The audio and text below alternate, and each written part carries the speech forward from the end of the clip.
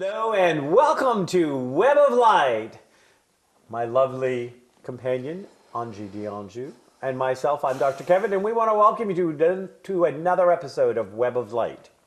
Here on Web of Light, we are weaving a web of light. We are highlighting and bringing in all sorts of alternatives, nonprofits, people that are out there making the world a better place. If you are just joining the Web of Light family, we would love to hear from you. I know that we are now being carried from Maine to California, and we never know when somebody new may be picking us up. So please send an email to the email address at the bottom of the screen and let us know if Web of Light has recently popped up on your local public access channel. So, Miss Angie, how are you? I'm doing pretty good. How about yourself? Well, you know, I'm doing good. We're post-expo, and we're getting fired up for the next one. Definitely. No pun intended. What's the name of the next one? Firefest. Oh, yeah. Hey, what do you know? Yeah, we're fired up for Firefest. Actually, later this month, we're going to have Kathy Lundeen, who is the founder of Small Town Big Bang, who we're doing the nonprofit event of Firefest with. Yeah. July 1st. Yep, in Pepperell, Mass, at the Pepperell Town Field. Soccer field, town field. It's going to be the happening place to be on the North Shore. So we're lovely into spring. We've got lots of different things, a lot of new, great stuff. Lovely into spring with a lot of rain. Well, you know. But that's okay because we need the rain. Well, you know, they used to say April showers bring May flowers. Yeah. So what do May showers bring? Do they bring May flowers or June flowers? What do you think? I would say May. Yeah. I'm seeing the lilacs starting to blossom. I love lilacs. Mm-hmm. Lilacs are also Jeff's favorite flower. It's my favorite flower too. Yeah, so is it mine. I just love lilacs. I was raised with lilacs. So how do you feel when you smell the lilacs? Oh, actually the lilacs are very soothing to me. My mother always enjoyed lilacs because her mother always grew like huge bushes of lilacs all through her yard. Well, there's a small bush. Yeah, but this was like big. She had them all over the place. So it's something that brings back, you know, a feeling of that warm feeling of the mom thing and all that, you know. So it's not just the lilac smell, it's that whole idea. Well, you know, I grew up in Kittery, Maine, and I grew up right on the water, and we had all three colors. We had the deep purple, the light purple, and the white lilacs, bushes and bushes of them that were on this little embankment that went down to the water. So from my earliest memories in springtime, when the breeze would blow just right, I would smell the salt air through the lilacs. Yeah.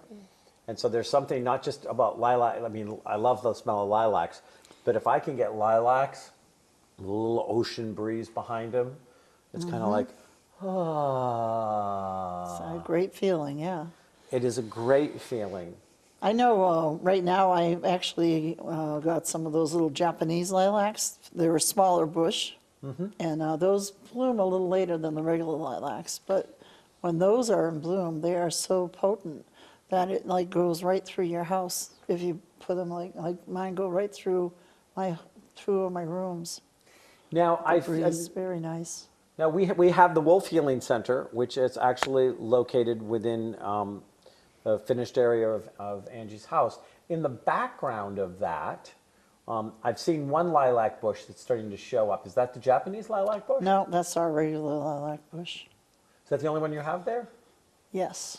Oh yeah. See, we need to get the I'll be woody- putting more in there. all the lilacs. Honestly, I stopped doing the lilacs primarily because, unfortunately, lilacs attract ticks.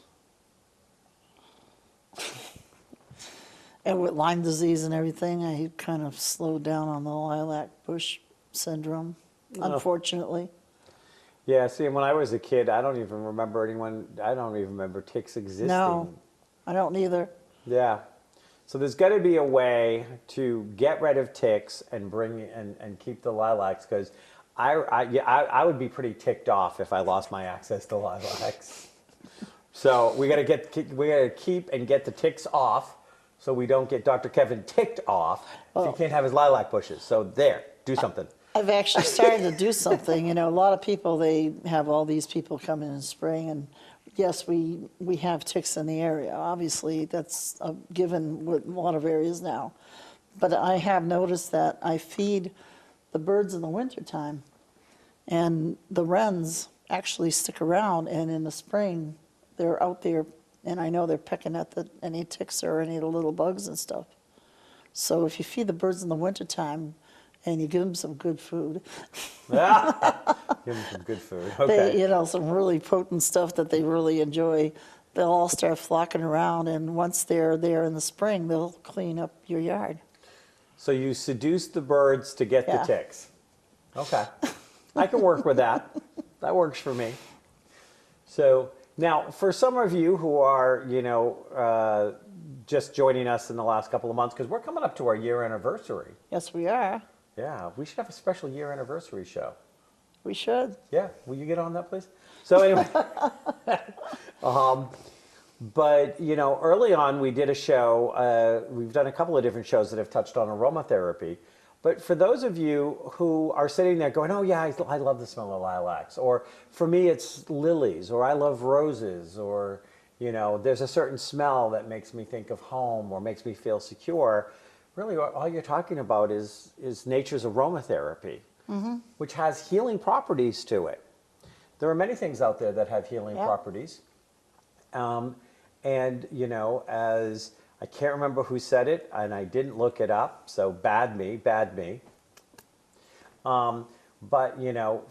Food is the first medicine. And it was one of the Greeks that said it about Hippocrates. food. Hippocrates said food is the original medicine. Our guest, who we're getting ready to interview and introduce, slid that into us. So food is the original medicine. So are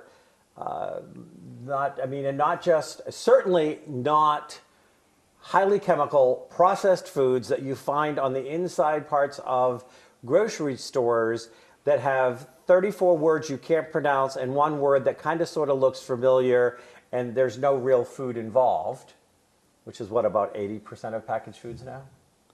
70, 80? Oh yeah, at least. Oh, I was horrified the other day. I went to look for yogurt, and I didn't realize that the way they make yogurt now, it's not gluten-free. I would just think, why would you have any kind of gluten in yogurt? Well, to be a filler, so you can make it cheaper.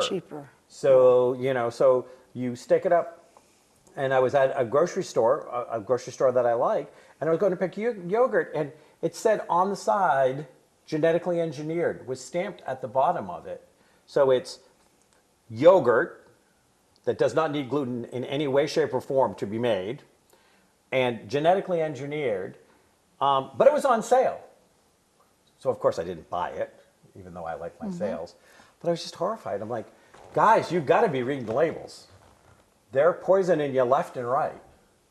And if you don't think that the food companies, the major food companies and the pharmaceutical companies are in bed together, you're stupid.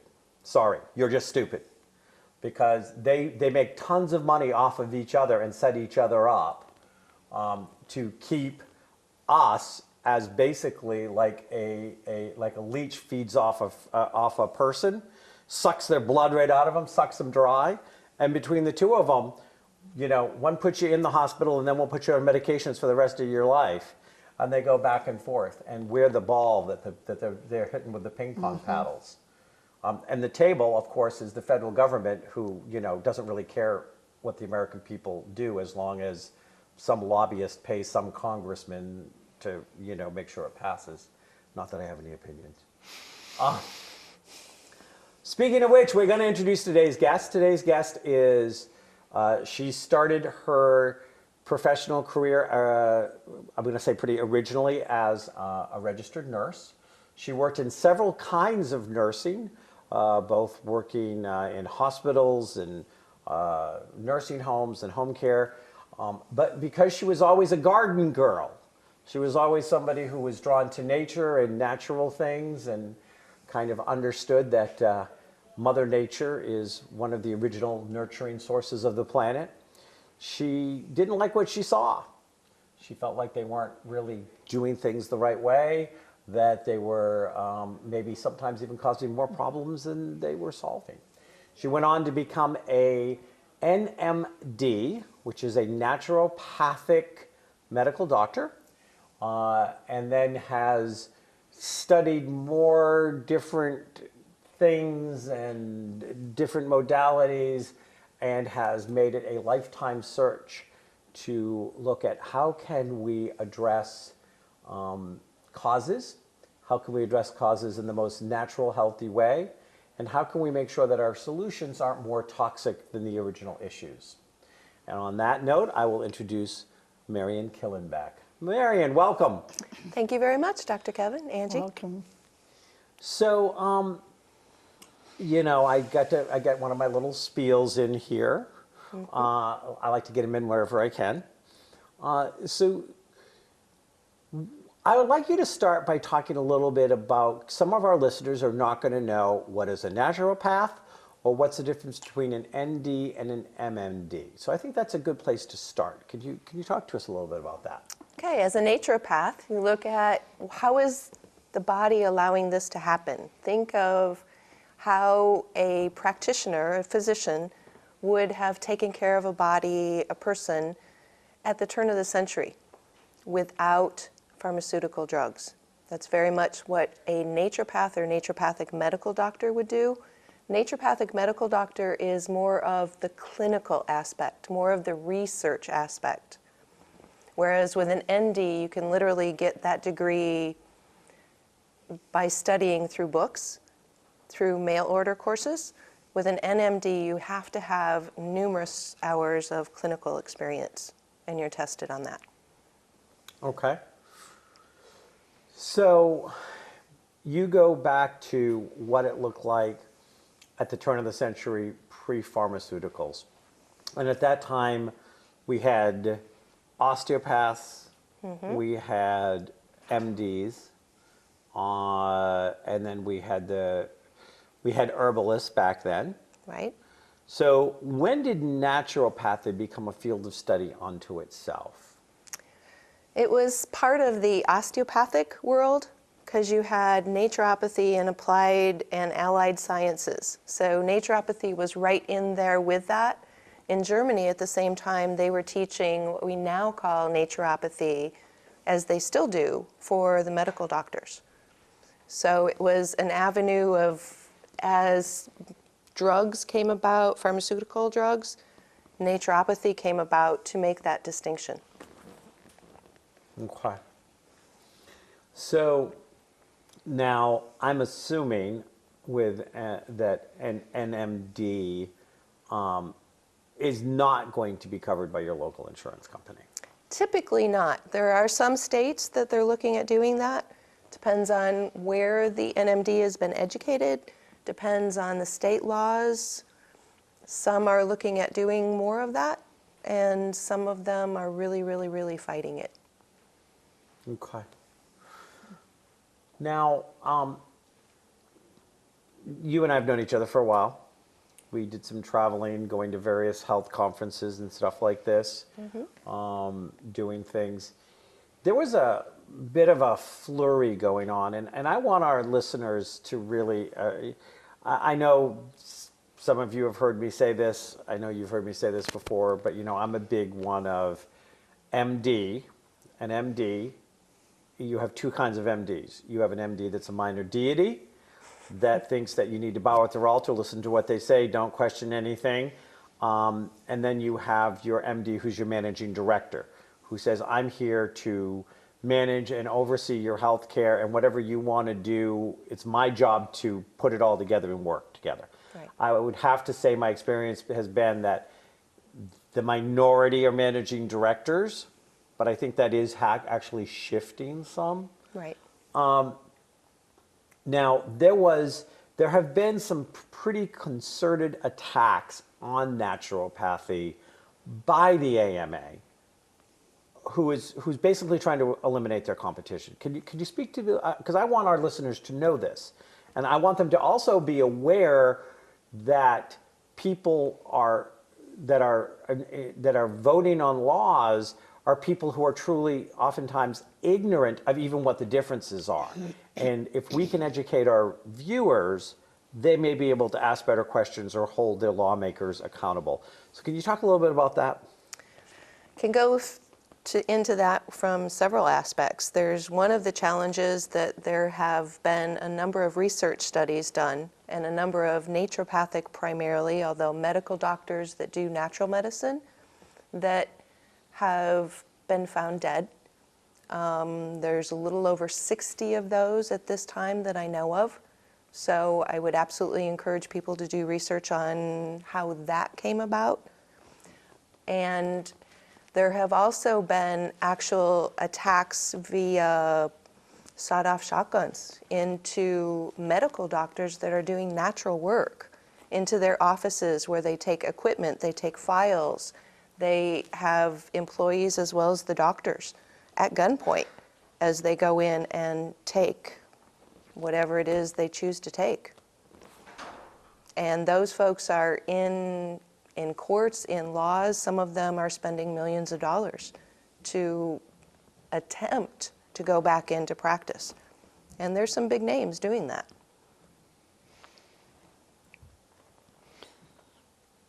So I'm going to put this into a different perspective here in a way. Okay. I myself, I've worked with energy healing. And I've seen a few times in my path, I've been doing this for several years, where let's say somebody comes in and they are bipolar. I'll get that as an example. Okay. A bipolar patient comes to me because they decided they want some energy healing. And when they come to me, I kind of say to them, are you seeing a doctor? Who are you seeing? Because I'm not taking you totally away from that. And so they're working between me and these doctors. However, when they get the energy healing, it's helping them to eliminate a lot of their medications. Right. And they're actually working with doctors who are, like, how'd you do this? But it's great. And I've actually seen some bipolar people come to the point where after maybe a year of going back and forth between all of that, actually coming back to normal life, getting rid of, eliminating maybe all of the medication except for maybe 2 of the medications, and then starting to fulfill things in life. And I've seen this, and there have been some doctors who have seen that in this pattern too, obviously, because I've done this several times.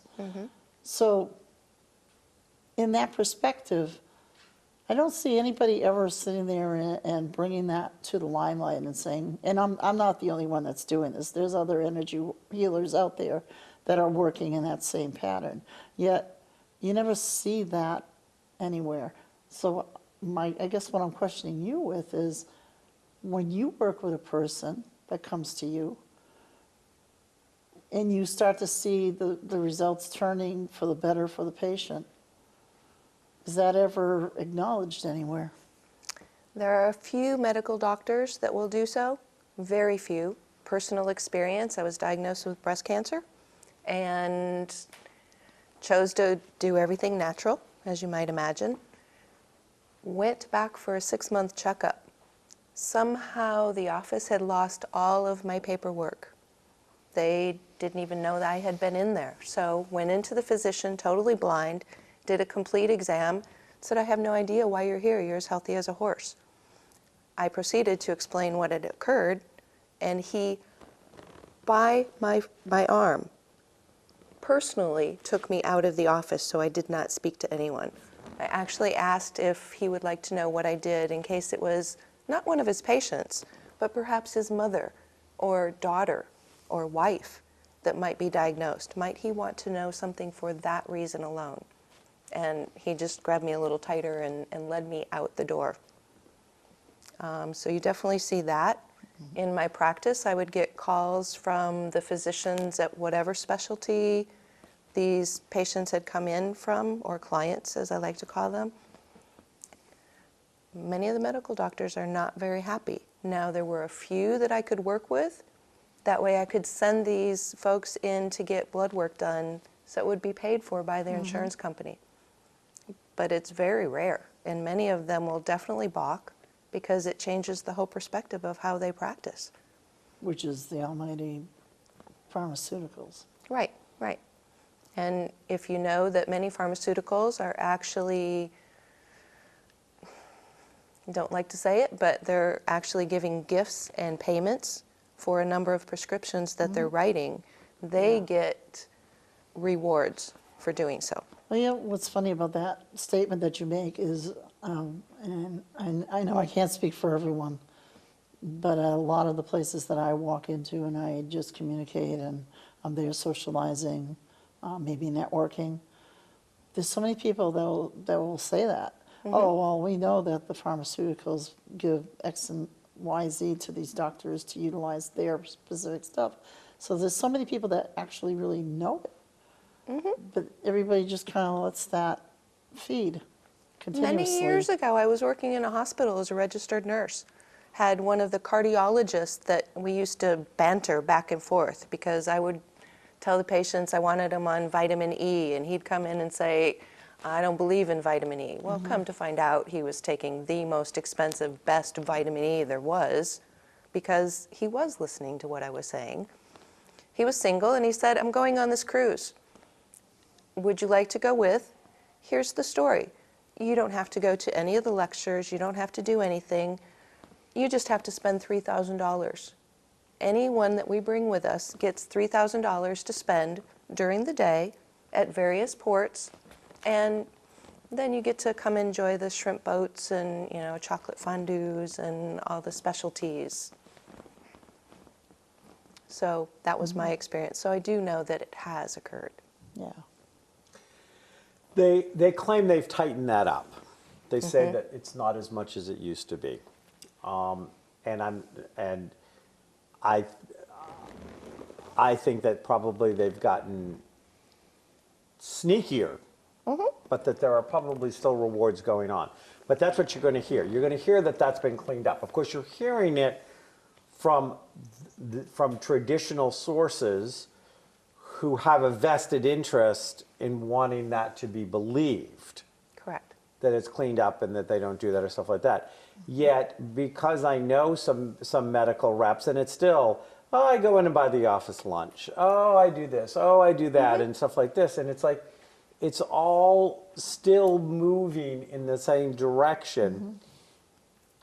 And again, one of the reasons I wanted you to talk about this, because I know that there were, there's been actual supported by the AMA attacks against, you know, naturopathy schools and educational models and trying to delegitimize them. They spend millions of dollars. Now, why would they spend millions of dollars trying to delegitimize them? Because if you think about it logically, if somebody goes to somebody and they're doing fake medicine, when they finally come back to Western medicine, which is what they're going to do if the other one is fake medicine, they're going to even make more money off of them because they're going to be that much worse farther along.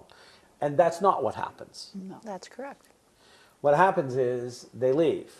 And now you and I both met somebody who the AMA, the local AMA of their state, spent a ton of money putting this man out of business. And he had to fight, he spent millions of dollars. Right. And he was still in the midst of legal affairs. He was not through it by any means. And in fact, you can see him on The Truth About Cancer by Ty Bollinger. There's a whole series. And he's in there a number of times. Yeah. And that is a great place for some basic information on exactly what we're speaking about.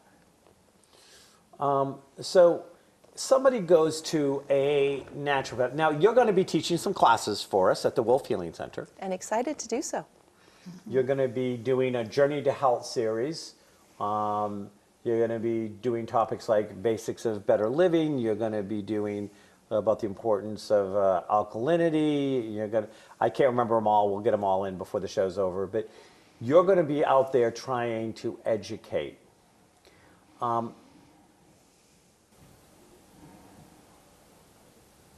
Does Western medicine really try to educate? Thoughts? I've seen some degree of that, yes. I do have to say that I have seen that in some of the facilities that I've gone into. They're getting Excellent. better. I They're like to getting hear better. that. Yeah. Doesn't Are matter. they educating correctly? Thoughts? Some are and some aren't. That's my thoughts, because when they go and educate the people through experiences that they've had or experiences that they've worked with, that is like a true directive. But a lot of them will go by what they're given in paper from, again, the pharmaceutical companies. I'd like to comment on that. For example, recently I was in Cleveland, Ohio, had an opportunity to meet an endocrinologist. And in working with him very briefly in his office for one specific patient that we talked about, who was diabetic, I went in and I was doing some diabetic teaching, and he, in between his patients, would come in and out of the office, and he said, "That's not something our dietitians normally teach. Can you explain what that is and how that occurs and what the difference is?" And I started giving him some bits and pieces of European research primarily. And he started looking at that and he said, "What we're teaching is not helping these folks. It really isn't." And, you know, he started looking at more vegetarian food in that it was non-GMO. It was easier to digest. It was maybe more frequent meals. It was getting away from the chemicals that we're telling these folks to consume, that I know the dietitians are still teaching folks that it's okay to drink diet sodas. It's okay to have, you know, all these high carb meals. Well, I've seen and worked with patients, clients, that at various ages of diabetes that were completely off of their insulin after a short period of time because we changed their lifestyle, some of their diet, a little bit of their lifestyle, and they were no longer dependent on insulin. Makes a big difference to a person's life. Yes, it does. And you know, it's funny you mentioned endocrinologists, because of all of those that are out there specialist-wise, I tend to find that endocrinologists seem to have a more open mind because of the fact that they're working with the endo system. Right, So they're they one of the understand that piece. Right, they're one of the specialists that actually have to look more of the body. You know, cardiologist focuses on the cardiac system, pulmonologist the lungs. They really don't see what's happening with any other part of the body. Whereas with an endocrinologist, it affects a great deal of the body with anything they do or do not do. Now, Marion and I toured for a while. We were speaking to groups across the country about a number of different things. And you may or may not remember this, but I would talk about the standard American diet leads you to the standard American diseases, which have the standard American solution, which is pharmaceutical. Remember that? I do. Now, talk about the food pyramid, because that is one of the greatest scams, and they still haven't changed it. It still comes down from the federal government. It's taught in schools to little kids and stuff like this. Talk about a little bit about the food pyramid and how it varies from the person who wants to live a self-empowered, healthy life food pyramid versus the one that kids are learning, which will tend to have a tendency towards creating obesity, early onset diabetes, cholesterol issues, health issues. I mean, like, our government is teaching you how to be sick. Right. So talk about that a little. First of all, start by turning it completely upside down, and you've got to start. If your basis has to be fruits and vegetables, and in this era, they need to be as organic as you can possibly get, as often as you can get. And regardless of what the process that a body is going through, it needs really good water. Alkalinity is the key. There are no diseases, according to the Germans, that can be present in the body unless there is a acidic and gut problem. Period, end of story. So if you're not putting enough fiber and nutrients into the body, there's going to be areas where the body eventually just says, that's it. One of my analogies is, imagine a waste paper basket that becomes full, and that's the human body. And as we take in perhaps, additives or various things in these food products, and we keep taking those in, it's a little bit at a time. You don't really feel it, don't really notice it. And all of a sudden, something's happening. There's a little ache, a little pain, a little this, a little that, a headache here. Well, it's just the body's way of saying, okay, the garbage can is full, and these little areas are going to sprout out what we call signs and symptoms.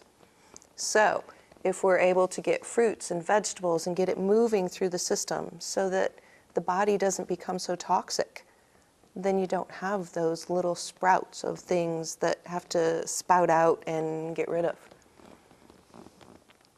And so I'm going to have you address, and I know the answer to this, but I want our listeners to hear.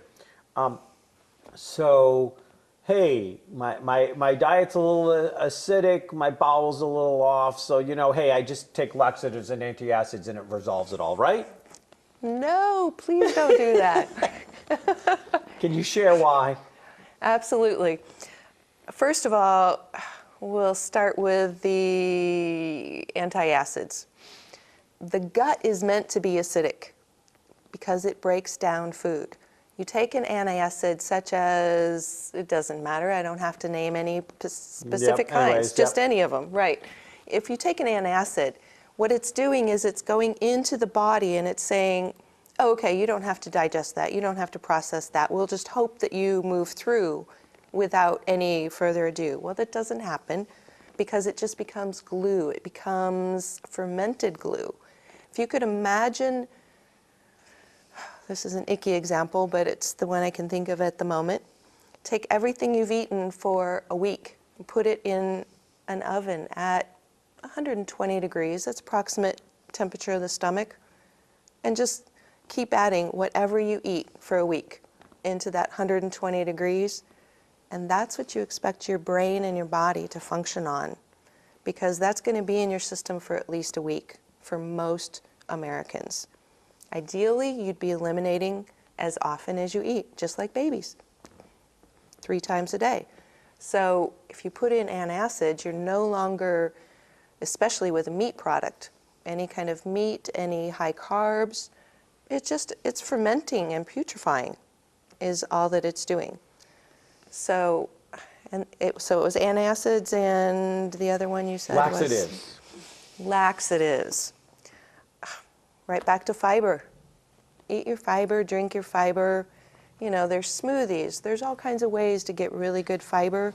Yep. Fruit. And instead of antacids, how about papaya? How about pineapple? How about foods that have been around and are typically things that we like but we don't consume, but they're high in digestive enzymes? Well, and part of it is that people don't realize that both laxatives and antacids, actually, over time, your body becomes addicted to them, and it exacerbates the problem. Mm-hmm. Right. And that was part of that's part of what I was fishing for. Not that everything Okay. you didn't say was right, but I remember growing up. My stepfather would he would do the Rolaids, and and he'd go from the single like Lifesaver pack of them in a week to 2 to the big bottle and I was like, this is That's right. you're so people need to keep in mind that oftentimes over-the-counter drugs, make sure you continue to need them. They also can change how any pharmaceutical and or herb products work. Things like grapefruit juice can enhance how various things work. Antacids can actually, if you take them at the same time that you take pharmaceuticals, if unfortunately you happen to still be doing that, it can totally change how they function. So I kind of want to reflect on that, Okay. primarily because I actually experienced at one point where they started to give me antacids. And I found that I realized I actually experienced that feeling of I'm very sensitive in my body, and so it was like I was feeling like the garbage can effect that you were talking about. And I said, no, this is going to be working. So I did. I started to work with pineapple and the different fruits. And since I did that, which was quite a while back, I'm all, none of that goes on. And Exactly. some of them are just like, well, how did you do that? And I says, because I ate regular pineapples. And some of them are still scratching their heads, and I'm like, it's a given. So I kind of wanted to share that with you. Thank The other thing, too, I wanted to ask you, because this is something that's a European thing. And because there are people that I know that have come from European descent. And one of the things that they used to always tell you to do, if you felt like you couldn't sleep at night because it was all up here, is they'd say, go get a little baking soda and put it under your tongue. Absolutely. What are they doing? What is that? You're actually creating an acidic gut and an alkaline system. As it goes under the tongue, it's going to go into the bloodstream quicker than any other way possible. So you're beginning to alkalinize the body. And in doing so, the salivary glands are working, and they're going to put more digestive enzymes into the gut to create a digestive process, which is going to calm the nerves because the gut's going to actually be working. It has to do with the sympathetic parasympathetic. So are we saying that the Europeans have these traits because they actually work more with the naturopath? They stay much more to it. Like in Germany, I had the opportunity to learn with 4 different physicians that were in their late 80s and couldn't find a physician that would be willing to be taught what they had learned as the secrets in their career. And so we went on a hiking archaeological tour, and those were things that they've been doing since they were young boys. They found it very natural to do that because there they do as much natural as they can, and they'll only use the pharmaceuticals, antibiotics, when nothing else works. And that's why we get some really good research there. Interesting. Yeah, so I have 2 different paths I want to take right now, so I'm just trying to decide which one I'm going to take, 2 roads collided in Dr. Kevin's head, and neither one were traveled because I just couldn't get them out. No. So let's talk about the class first. Okay. And then I want to talk about what it would look like, because you're going to you have started offering services as well for people who are interested in experiencing what it would be like to work with a naturopath. So your first class that you're going to start is you're going to be doing 1 class a month in this Journey to Health series, and the first one is called The Basics of Better Living. If somebody comes to that class,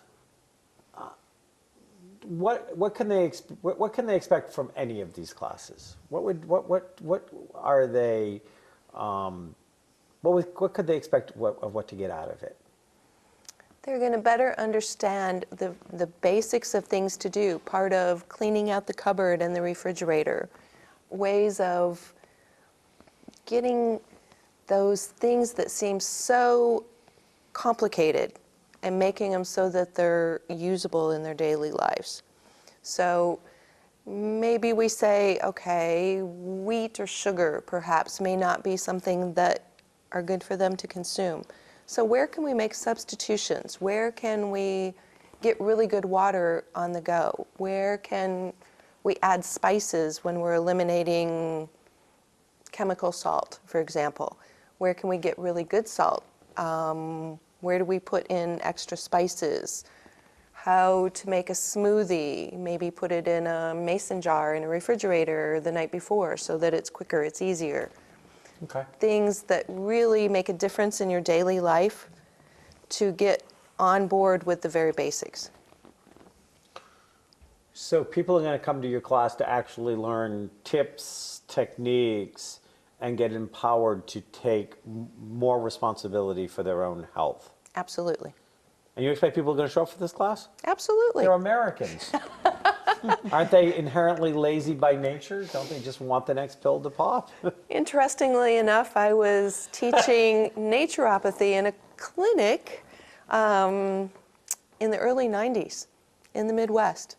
And some of the supplement companies that I worked with that were professional only would have me come in and do brief introductions to naturopaths on either coast because they couldn't understand how someone in the Midwest, where people were so close-minded, was able to have a greater client base and work with people that were getting better faster than what many on either coast were doing. Oh, I can answer that one.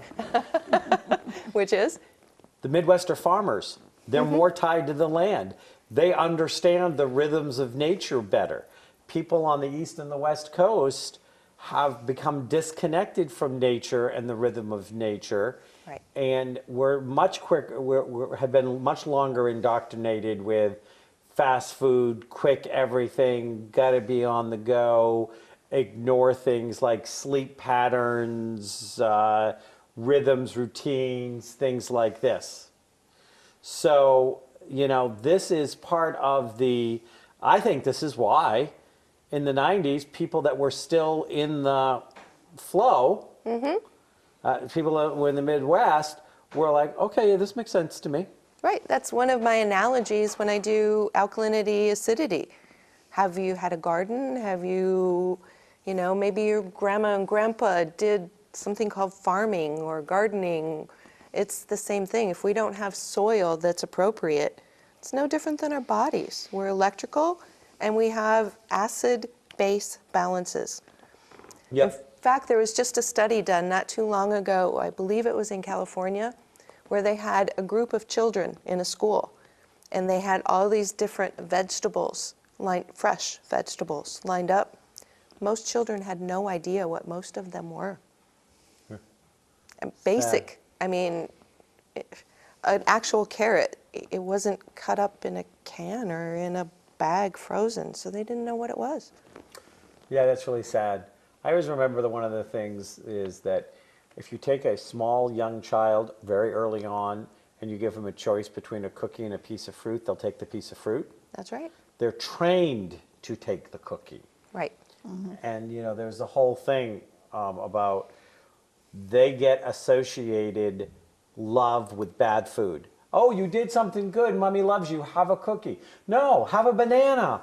Have an apple. Have something, but we got brainwashed through 50s and 60s media to actually have our children associate with food that's going to give them obesity issues, they're going to give them health issues, they're going to give them sugar crashes.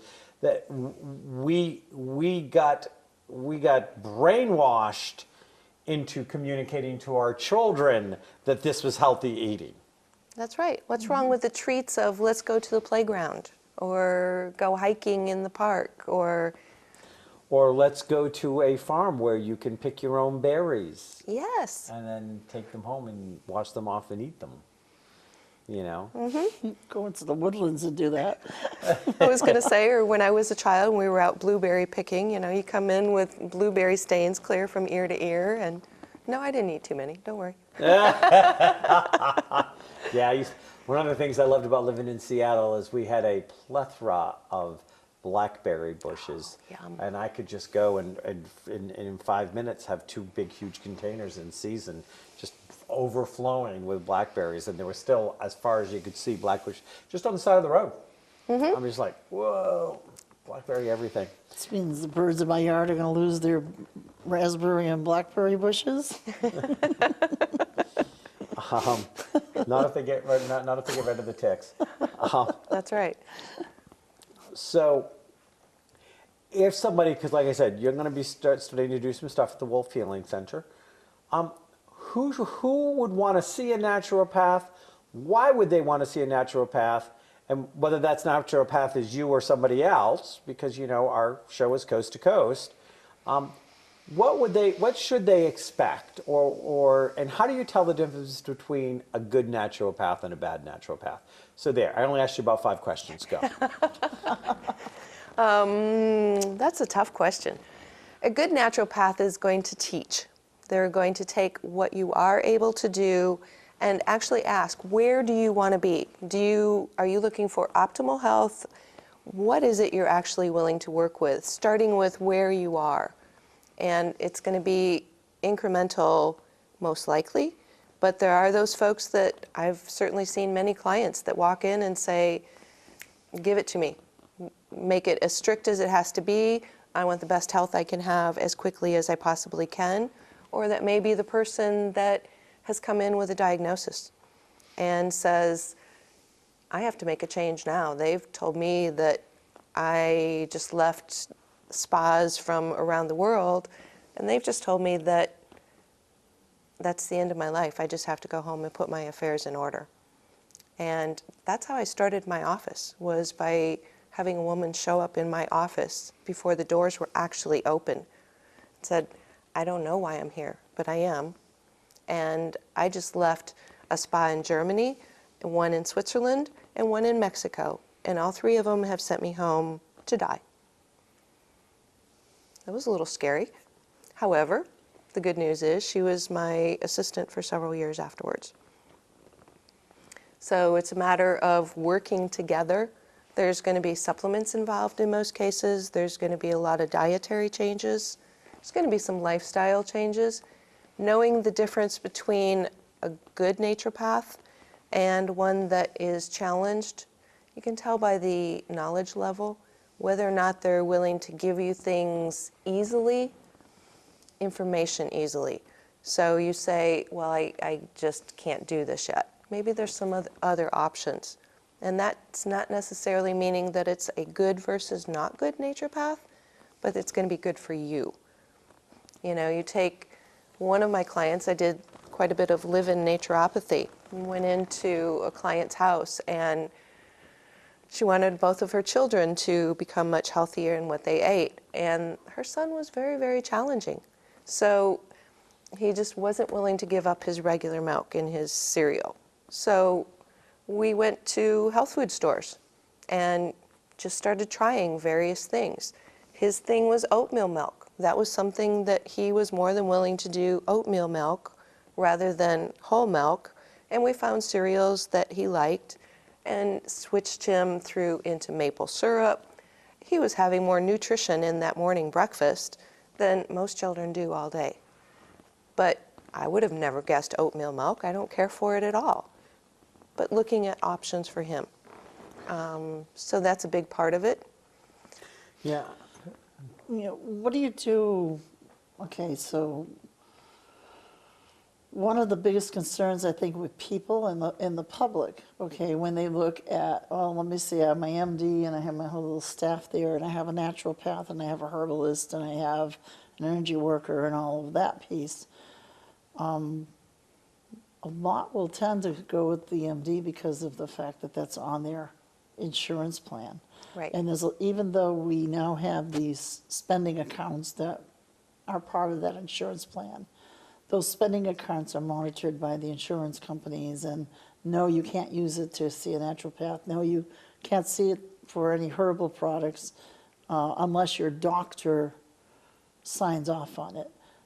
What do you do I'm just trying to figure out, how does a naturopath go about helping a person that's maybe in the middle class who has other expenses, and I'm sure you realize some of these products are higher than they can go get the Rice Krispies or whatever, for a dime, but then if they bring in the healthy foods, yes, it is going to be a little bit more consuming.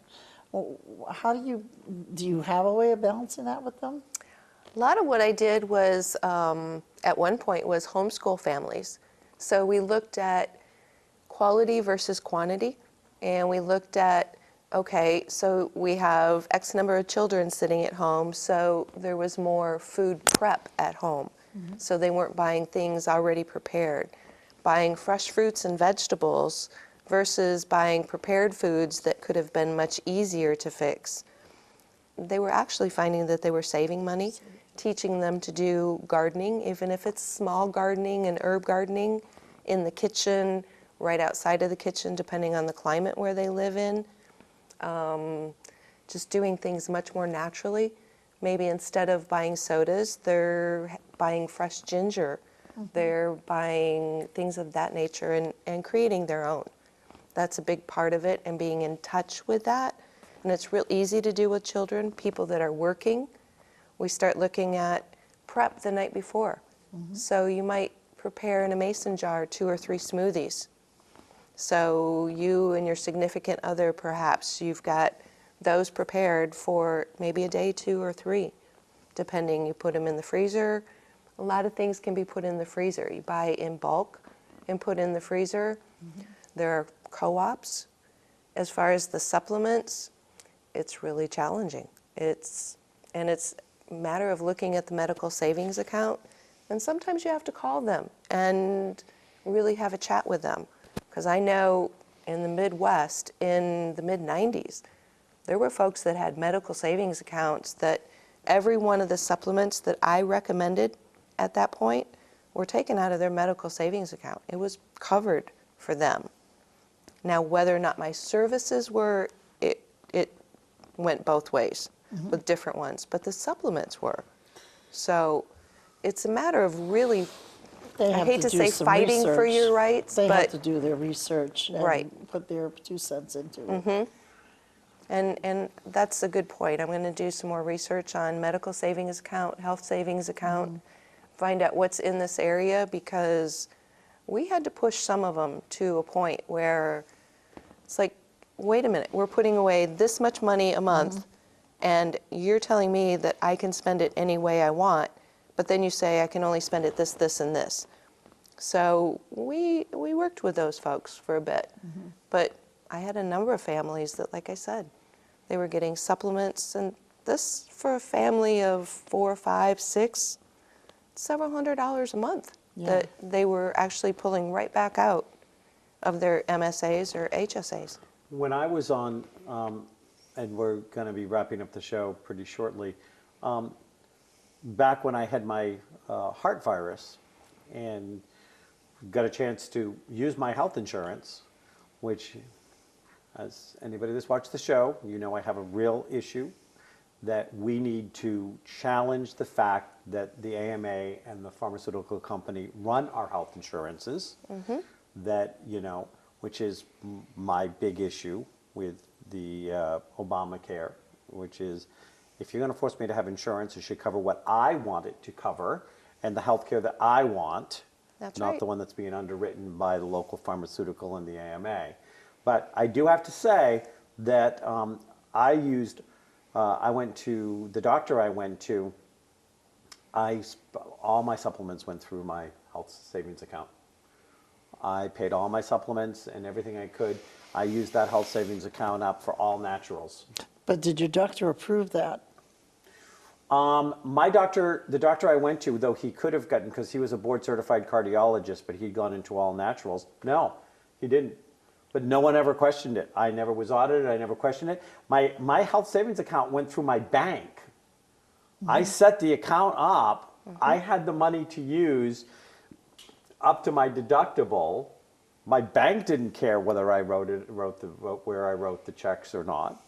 I mean, technically, I would have had to have justified it, I guess, if I had gotten audited. I don't know. I mean, I don't know how often health savings accounts get audited. I mean, I know people that pay gym memberships out of them. Well, that's allowed.